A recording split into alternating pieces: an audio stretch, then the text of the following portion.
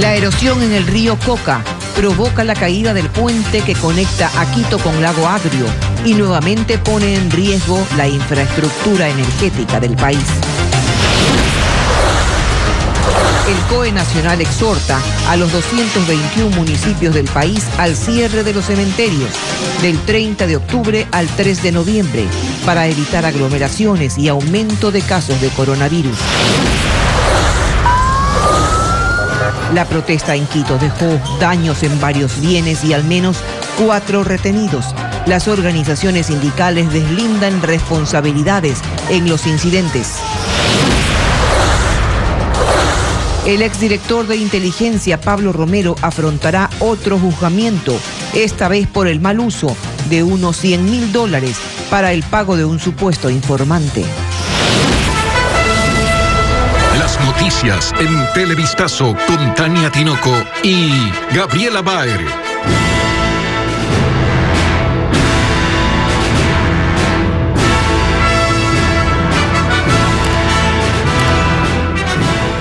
Televidentes amigos, buenas tardes. La erosión en el río Coca sigue causando daños y esta vez provoca el colapso de un puente en la vía Quito-Lago Agrio. Gaby. Hola Tania, amigos, bienvenidos.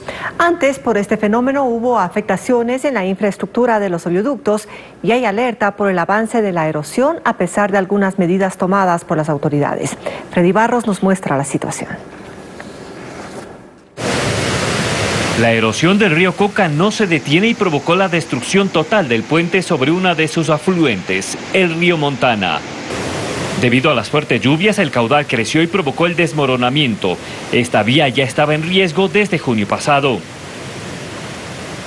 El puente está ubicado en la vía Quito-Lago Agrio, a unas 2 horas al oriente de la capital.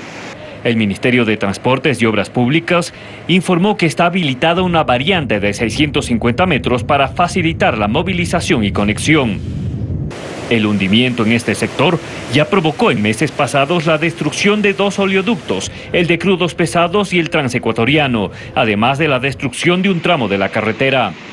Las autoridades analizan opciones para detener la furia de las aguas, pero hasta el momento las acciones tomadas no han dado resultados. En breve tendremos un enlace en vivo con nuestro reportero Francisco Garcés desde el punto del colapso, más adelante en este mismo noticiero.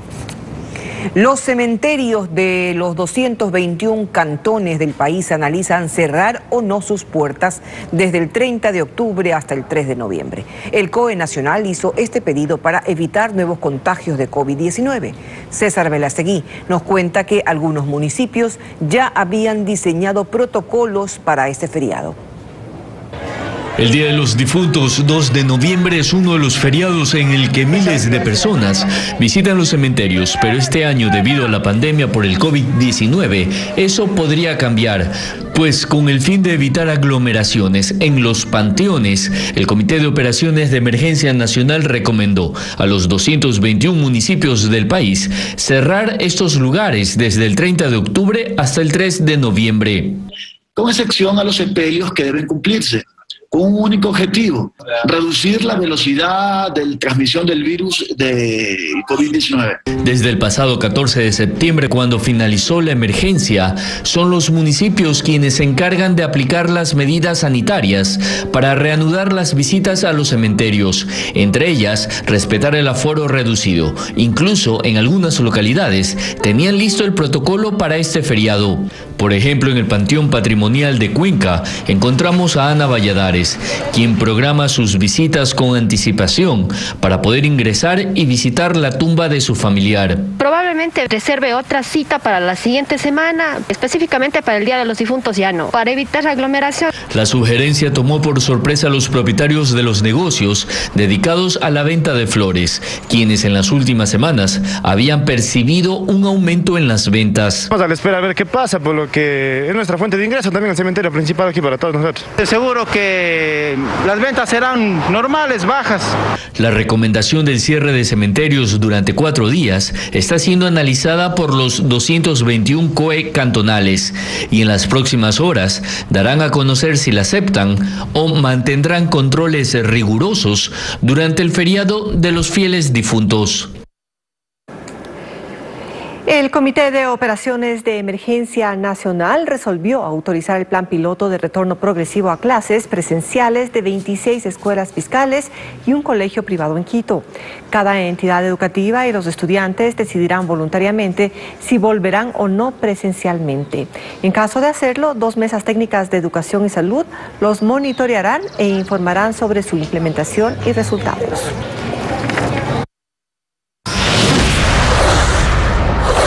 El exsecretario de Inteligencia del correísmo, Pablo Romero, sentenciado a 9 años de prisión en el caso Balda, podría enfrentar una nueva condena, esta vez por peculado. El próximo lunes será la audiencia de juzgamiento en su contra. Entre los testigos convocados constan el contralor Pablo Celi y el exfiscal Galo Chiriboga. Nos informa Jacqueline Rodas. El exsecretario de Inteligencia, Pablo Romero, está en prisión desde febrero de este año, cuando fue extraditado desde España. Tiene a cuestas una sentencia de 9 años por el secuestro del político Fernando Balda y otra de 4 meses por ingresar artículos prohibidos a su celda. Ahora se enfrenta a una posible tercera condena por el delito de peculado. La Corte Nacional convocó a la audiencia de juzgamiento para el próximo lunes 26 de octubre a las 8:30 de la mañana. Se realizará por vía telemática, pero también podrán acudir de forma presencial. Entre los testigos convocados por las partes está el contralor Pablo Celi y el excontralor Carlos Polit, el exfiscal general Galo Chiriboga, el exministro coordinador de seguridad César Navas, el exsecretario de Inteligencia Romy Vallejo y el actual ministro de Defensa Osvaldo Jarrín. Este proceso penal empezó a raíz de un informe de Contraloría que estableció irregularidades en el manejo de los fondos públicos permanentes de gastos especiales. Según la Fiscalía, Romero se benefició indebidamente de dinero de la Operación Caminito que no justificó de acuerdo a la Ley de Seguridad Pública y el Reglamento de Control de Fondos de inteligencia. Son valores reportados como pagos a un informante conocido como el Ruso, por concepto de entrega de datos sobre la vulnerabilidad de altas autoridades del país y la seguridad electrónica de las principales instituciones del Estado. El perjuicio se estima en $162,000. La defensa de Romero ha rechazado insistentemente esta imputación y considera que es otro caso político. Además de Pablo Romero, serán juzgados otros 4 exfuncionarios de la SENAIN.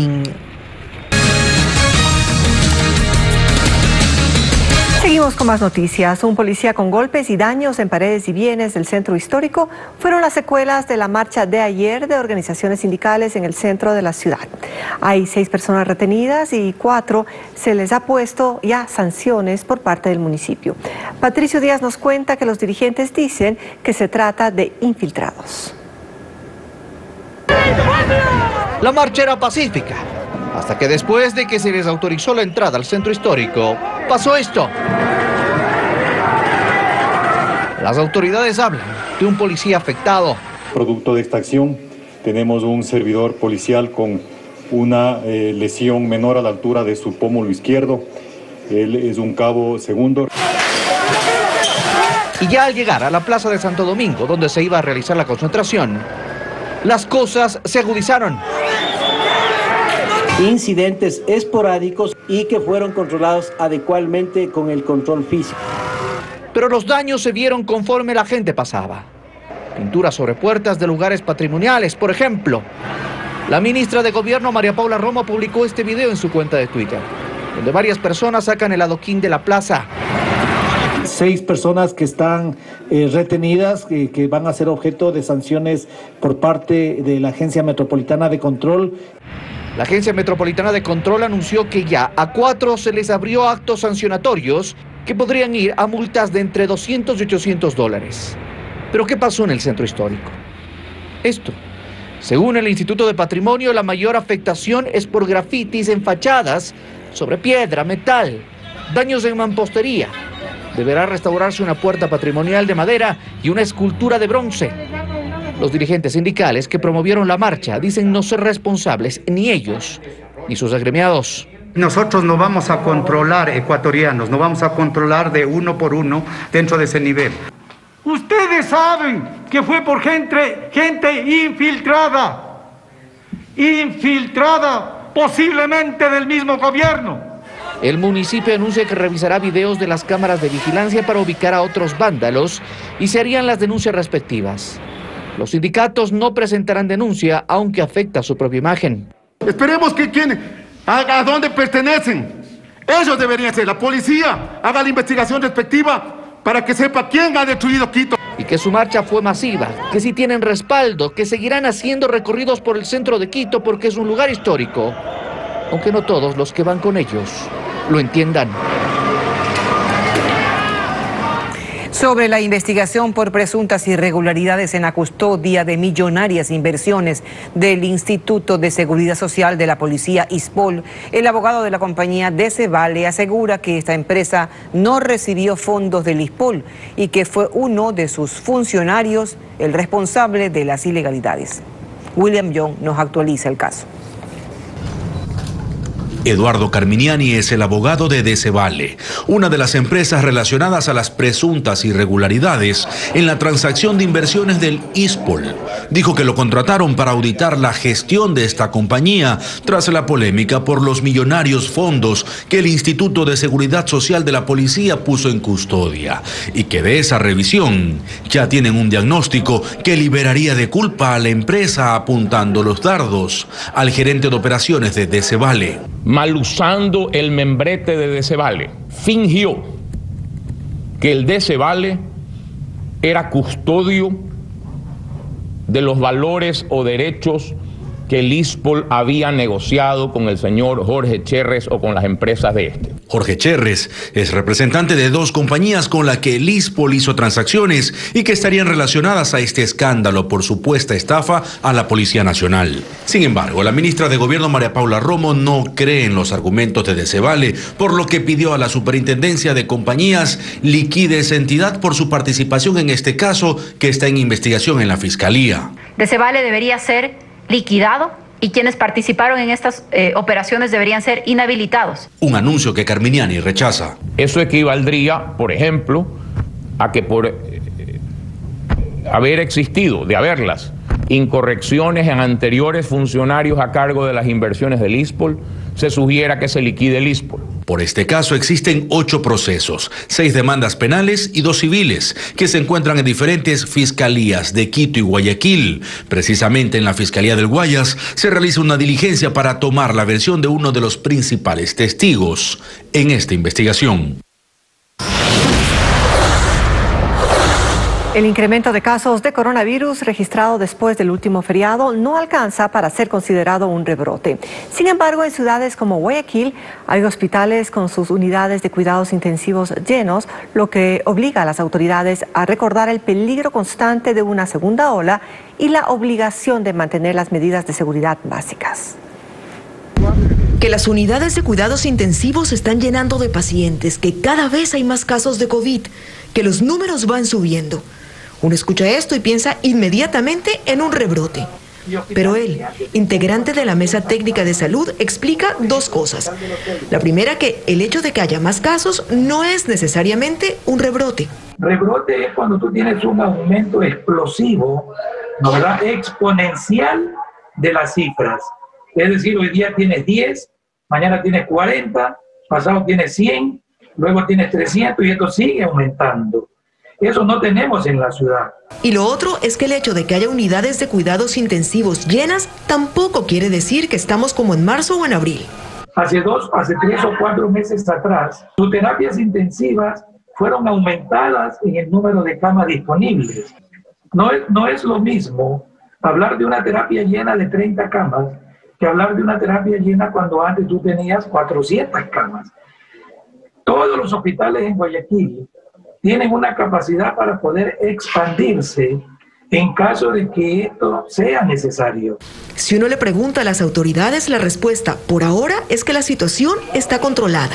Nos hemos mantenido. Nosotros realizamos un estudio con el REP en el cual visualizamos que los pacientes o los casos se mantienen y hay una ligera disminución. Igualmente, en lo que tiene que ver con la disponibilidad o la ocupación de camas hospitalarias, hemos visto que se mantiene esa curva tanto en el área de hospitalización como en el área de cuidados intensivos. Pero el peligro sigue siendo real. Lo están viviendo ahora mismo en países como Francia o España. Y aquí se acerca otro feriado. Fue justamente después del feriado anterior cuando los casos comenzaron a subir. Entonces, la percepción de riesgo es lo que estamos tratando de difundir, de llegar a toda la ciudadanía para que la mascarilla, el evitar reuniones en áreas cerradas, probablemente tengamos que aplicarlo. ¿Qué tan lejos o cerca estamos de la posibilidad de un rebrote? Ellos dicen que podemos estar apenas a un descuido de distancia. Más adelante en Televistazo, al descubierto, otra pista clandestina de despegue al filo de una playa en Manabí. Desde allí, una red narcodelictiva pretendía enviar droga a México. Retomamos la información sobre el colapso de un puente en la vía Quito-Lago Agrio causado por la erosión en el río Coca. Francisco Garcés se trasladó hasta ese sitio. Francisco, ¿cuál es la situación al momento? Nos encontramos en el kilómetro 67 de la vía que une Papayacta con Lago Agrio, es decir, la sierra con el oriente ecuatoriano. Aquí finalmente cayó este puente, que es el puente sobre el río Márquez. Es uno de los sectores afectados por la erosión regresiva del río Coca. Este puente ya había sido clausurado por el riesgo de que caiga. Desde el mes de marzo, este sector, que es el río Márquez, que se une 100 metros más abajo con el río Coca, ya fue uno de los puntos afectados por la erosión del río Coca, que recordemos empezó en febrero pasado, kilómetros abajo, más o menos 7 kilómetros abajo, en donde era la cascada de San Rafael, y ya de este punto también se ha desplazado 2 kilómetros aguas arriba.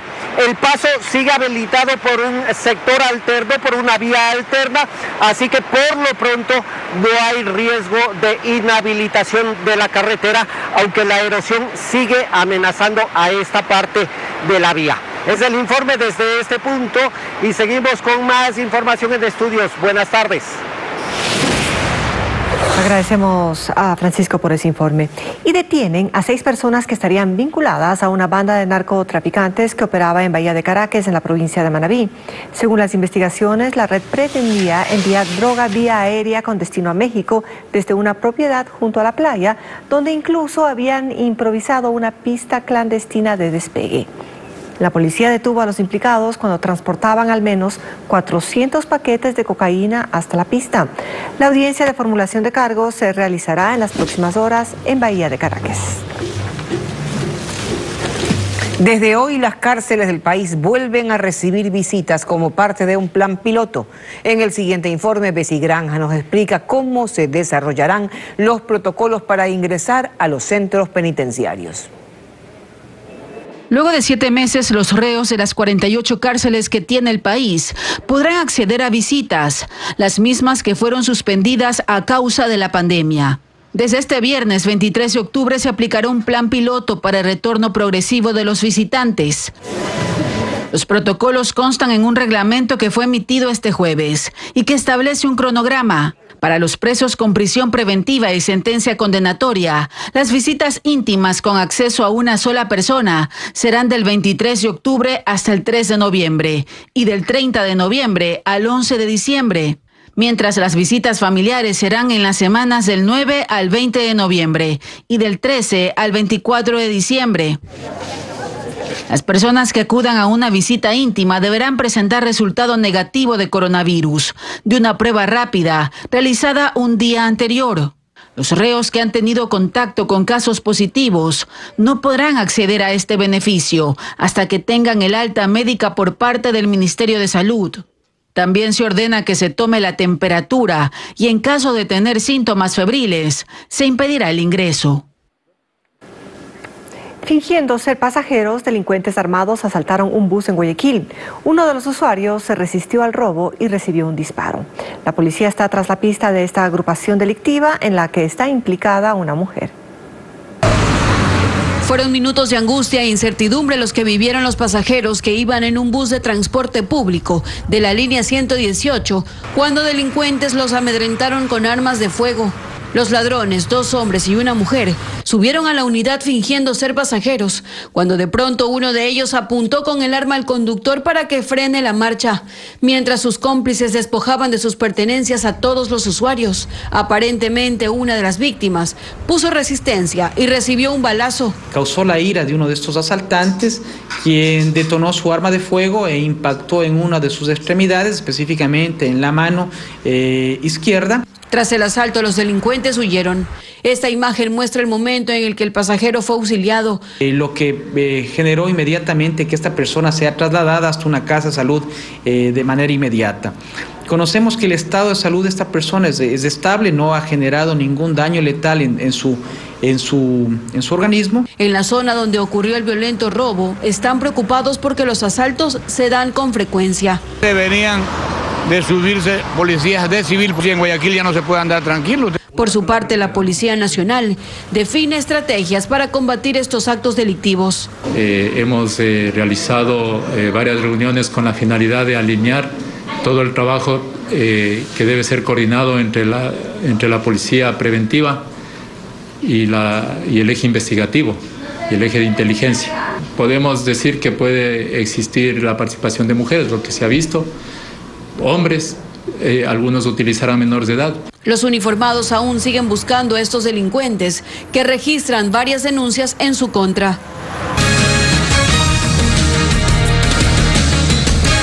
Seguimos informando tal como lo anunció en nuestro noticiero el ministro de Finanzas Mauricio Pozo. Cerca del mediodía, el gobierno firmó un compromiso de pago de más de 1.500 millones de dólares, que son parte de las aportaciones atrasadas que el Estado debe al Fondo de Pensiones Jubilares del IES. Diego Cuenca asistió al evento y preparó un informe. Fue el ministro de Economía Mauricio Pozo quien en Guayaquil oficializó el pago de 1.527 millones de dólares, valores que estaban pendientes y que corresponden al 40% de las aportaciones que debe realizar el Estado al Instituto Ecuatoriano de Seguridad Social IES. La cancelación de esa deuda quedó sellada en un compromiso que se firmó entre ambas instituciones. Avanzar en la normalización de los compromisos con deudores, acreedores nacionales, y dentro de esos las obligaciones que tienen que ver en este caso del aporte del 40% que el Estado entrega para las pensiones de la Seguridad Social. El acuerdo de pago establece que será por partes, así lo señaló el presidente de la República, Lenín Moreno, que asistió al evento. El gobierno pagará 1.527 millones de dólares al IES. Lo hará en 3 partes hasta el mes de diciembre.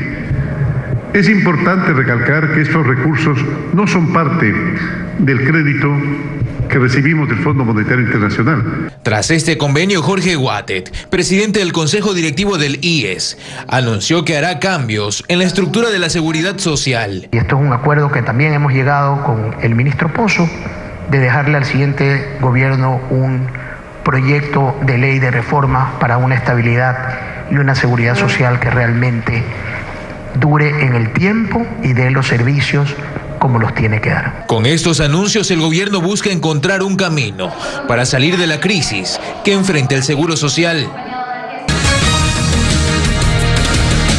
Seguimos informando y en otra operación antinarcóticos, la policía detuvo a 5 personas, entre ellas 3 extranjeros.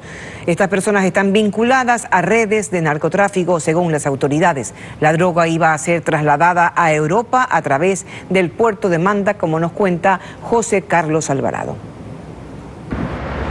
La policía antinarcóticos realizó un operativo simultáneo en 2 puntos del país. 3 ciudadanos nicaragüenses fueron detenidos en Manta y 2 ecuatorianos capturados en Pascuales, norte de Guayaquil. Los 5 estarían relacionados con el acopio de droga para enviar al exterior. El subdirector general de investigaciones relató que se decomisaron 160 paquetes de clorhidrato de cocaína, valorada en casi $300.000. Y la intención era crear un centro de acopio aquí en la ciudad de Guayaquil, en un lugar de alta plusvalía, en este caso de un estatus alto, para de alguna manera ahí disimular el acopio y empezar a realizar estas actividades de narcotráfico aquí en la ciudad de Guayaquil. La policía investiga los nexos de estos detenidos con organizaciones dedicadas al narcotráfico en otros países. La droga iba a ser trasladada a Europa a través del puerto de Manta. En otro caso, la DINASED ejecutó varios allanamientos durante la madrugada de este viernes en la isla Trinitaria sur de Guayaquil. Allí se decomisaron bloques de marihuana, además de un fusil de alto poder. A pesar de que no hubo detenidos, Arauz mencionó que las personas que poseían estos elementos tendrían que ver con los hechos violentos ocurridos en Durán en las últimas semanas. Se ha logrado contener, ya no tenemos actividades o eventos violentos en Durán, pero estamos convencidos de que este delito migra, no necesariamente las personas que realizan las actividades delictivas o de violencia o muertes viven en ese sector. Las autoridades detallaron que continúan las investigaciones para identificar al grupo delictivo dedicado al expendio de microtráfico y el destino del arma encontrada. La policía capturó este jueves a un hombre que estaba en la lista de los más buscados de la provincia del Guayas. El sujeto era requerido por su presunta responsabilidad en delitos de violación.